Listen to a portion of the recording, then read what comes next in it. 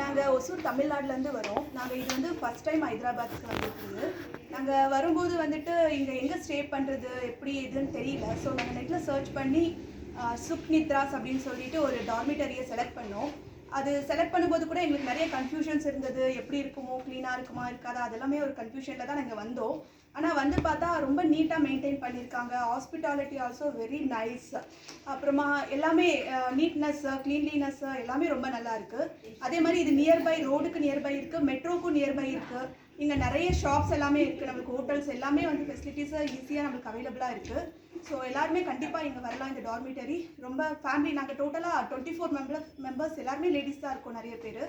So ஃபேமிலியாக வந்தோம். நல்லா டேக் கேர் பண்ணாங்க. சேஃப்டி ஆல்சோ ரொம்ப நல்லா இருக்குது. எல்லா விதத்துலேயுமே இந்த டார்மிட்டரி எக்ஸலண்ட்டாக இருக்குது. ஸோ எல்லாருமே நம்பி வரலாம். தேங்க்யூ.